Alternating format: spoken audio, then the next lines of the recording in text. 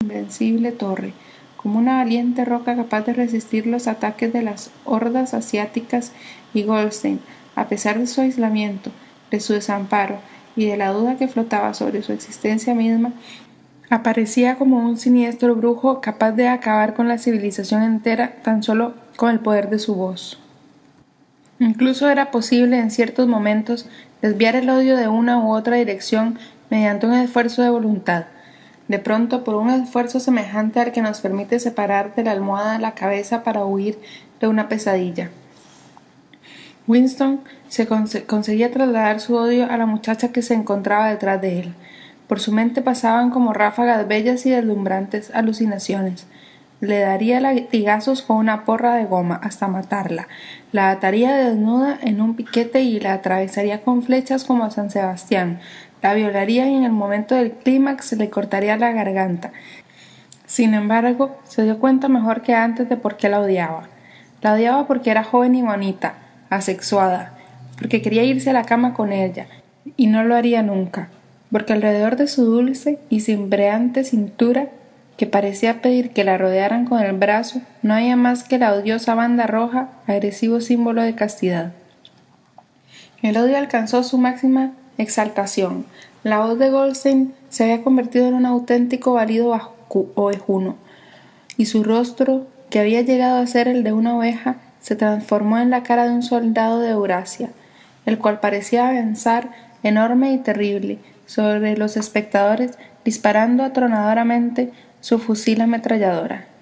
Enteramente parecía salirse de la pantalla, hasta el punto que muchos de los presentes se echaban hacia atrás en sus asientos, pero en el mismo instante, produciendo con ello un hondo suspiro de alivio en todos, la amenazadora figura se fundía para que surgiera en su lugar el rostro del gran hermano, con su negra cabellera y sus grandes bigotes negros, un rostro rebosante de poder y de misteriosa calma, y tan grande que llenaba casi toda la pantalla. Nadie oía lo que el gran camarada estaba diciendo. Eran solo unas cuantas palabras para animarlos, esas palabras que suelen decirse a las tropas en cualquier batalla, y que no es preciso entenderlas una por una, sino que infunden confianza por el simple hecho de ser pronunciadas. Entonces desapareció a su vez la monumental cara del gran hermano, y en su lugar aparecieron los 3 eslogans del partido en grandes letras: la guerra es la paz, la libertad es la esclavitud, la ignorancia es la fuerza. Pero daba la impresión de un fenómeno óptico psicológico de que el rostro del gran hermano persistía en la pantalla durante algunos segundos, como si el impacto que había producido en las retinas de los espectadores fuera demasiado intenso para borrarse inmediatamente. La mujeruca del cabello arena se lanzó hacia adelante, agarrándose a la silla de la fila anterior, y luego, con un trémulo murmullo que sonaba algo así como «mi Salvador», extendió los brazos hacia la pantalla. Después ocultó la cara entre sus manos. Sin duda estaba rezando a su manera. Entonces todo el grupo prorrumpió en un canto rítmico, lento y profundo. G-H, G-H, G-H, dejando una gran pausa entre la G y la H. Era un canto monótono y salvaje, en cuyo fondo parecían oírse pisadas de pies desnudos y el batir de los tam-tam. Este canturreo duró unos 30 segundos. Era un estribillo que surgía en todas las ocasiones, de gran emoción colectiva. En parte era una especie de himno a la sabiduría y majestad del gran hermano, pero más aún constituía aquello un procedimiento de autohipnosis, un modo deliberado de ahogar la conciencia mediante un ruido rítmico. A Winston parecían enfriársele las entrañas. En los 2 minutos de odio no podía evitar que la oleada emotiva le agarrase, pero este infrahumano canturreo, G-H, G-H, G-H, siempre le llenaba de horror. Luego se unía al coro. Esto era obligatorio. Controlar los verdaderos sentimientos y hacer lo mismo que hicieran los demás era una reacción natural, pero durante un par de segundos sus ojos podían haberlo delatado, y fue precisamente en esos instantes cuando ocurrió aquello que a él le había parecido significativo, si es que había ocurrido. Momentáneamente sorprendió la mirada de O'Brien. Este se había levantado, se había quitado las gafas volviéndoselas a colocar con un delicado y característico gesto. Pero durante una fracción de segundo se encontraron sus ojos con los de Winston, y éste supo, sí, lo supo, que O'Brien pensaba lo mismo que él. Un inconfundible mensaje se había cruzado entre ellos. Era como si sus dos mentes se hubieran abierto y los pensamientos hubieran volado de la una a la otra a través de los ojos. Estoy contigo, parecía estarle diciendo O'Brien. Sé en qué estás pensando. Conozco tu asco, tu odio, tu disgusto. Pero no te preocupes, estoy contigo. Y luego la fugacísima comunicación se había interrumpido y la expresión de O'Brien volvió a ser tan escrutable como la de todos los demás. Esto fue todo, y ya no estaba seguro de si había sucedido efectivamente. Tales incidentes nunca tenían consecuencias para Winston. Lo único que hacían era mantener viva en él la creencia o la esperanza de que otros, además de él, eran enemigos del partido. Quizás después de todo resultaran ciertos los rumores de extensas conspiraciones subterráneas. Quizás existiera de verdad la hermandad. Era imposible, a pesar de los continuos arrestos y las constantes confesiones y ejecuciones, estar seguro de que la hermandad no era sencillamente un mito. Algunos días lo creía Winston, otros no. No había pruebas, solo destellos que podían significar algo o no significar nada, retazos de conversaciones, oídas al pasar, algunas palabras garrapateadas en las paredes de los lavabos, y alguna vez, al encontrarse dos desconocidos, ciertos movimientos de las manos que podían parecer señales de reconocimiento. Pero todo ello eran suposiciones que podían resultar totalmente falsas. Winston había vuelto a su cubículo, sin mirar otra vez a O'Brien. Apenas cruzó por su mente la idea de continuar este momentáneo contacto. Hubiera sido extremadamente peligroso, incluso si hubiera sabido él cómo entablar esa relación. Durante 1 o 2 segundos se había cruzado entre ellos una mirada equívoca, y eso era todo, pero inconcluso.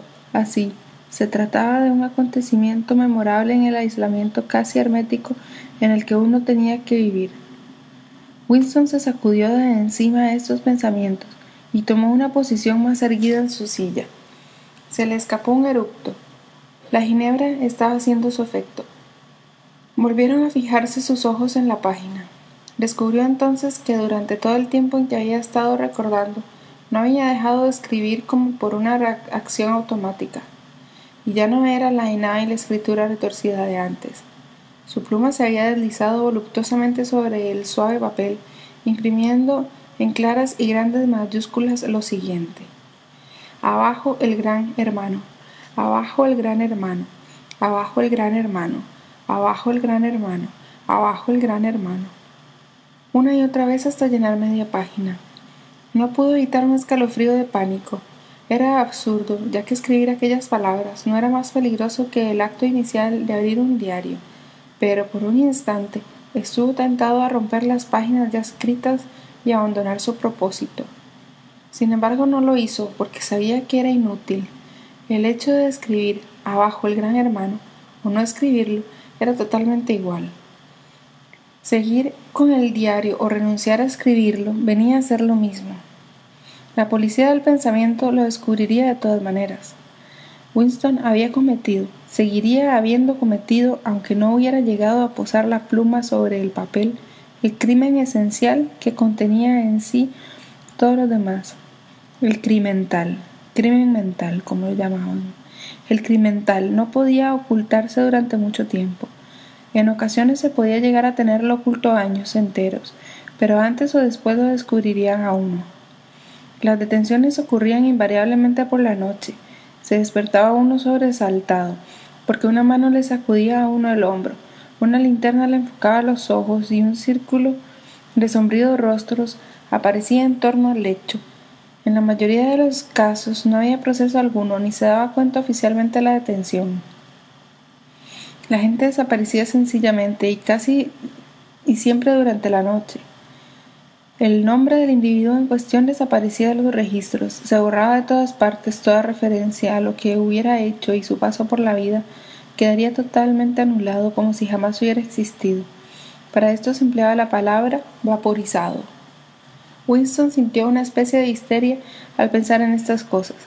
Empezó a escribir rápidamente y con muy mala letra: me matarán, no me importa, me matarán, me dispararán en la nuca, me da lo mismo, abajo el gran hermano, siempre lo matan a uno por la nuca, no me importa, abajo el gran hermano. Se echó hacia atrás en la silla, un poco avergonzado de sí mismo, y dejó la pluma sobre la mesa. De repente se sobresaltó espantosamente. Habían llamado a la puerta. Tan pronto, siguió sentado inmóvil como un ratón asustado, con la tonta esperanza de que quien fuese se marchara al ver que no le abrían. Pero no, la llamada se repitió. Lo peor que podía hacer Winston era tardar en abrir. Le redoblaba el corazón como un tambor, pero es muy probable que sus facciones, a fuerza de la costumbre, resultaran inexpresivas. Levantóse y se acercó pesadamente a la puerta. En el momento del clímax se le cortaría la garganta. Sin embargo, se dio cuenta mejor que antes de por qué la odiaba. La odiaba porque era joven y bonita, asexuada, porque quería irse a la cama con ella, y no lo haría nunca, porque alrededor de su dulce y cimbreante cintura, que parecía pedir que la rodearan con el brazo, no había más que la odiosa banda roja, agresivo símbolo de castidad.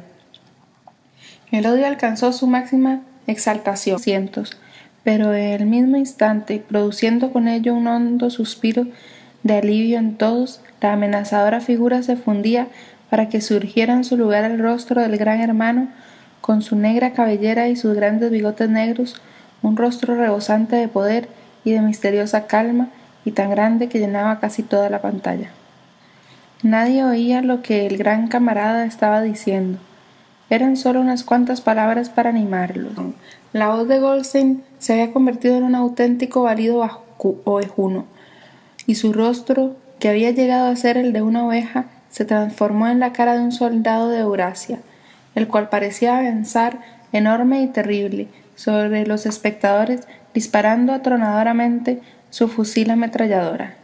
Enteramente parecía salirse de la pantalla, hasta el punto que muchos de los presentes se echaban hacia atrás en sus invencible torre, como una valiente roca capaz de resistir los ataques de las hordas asiáticas, y Goldstein, a pesar de su aislamiento, de su desamparo y de la duda que flotaba sobre su existencia misma, aparecía como un siniestro brujo capaz de acabar con la civilización entera tan solo con el poder de su voz.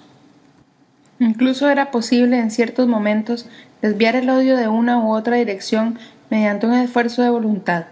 De pronto, por un esfuerzo semejante al que nos permite separar de la almohada la cabeza para huir de una pesadilla.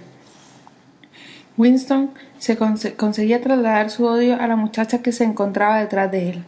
Por su mente pasaban como ráfagas bellas y deslumbrantes alucinaciones.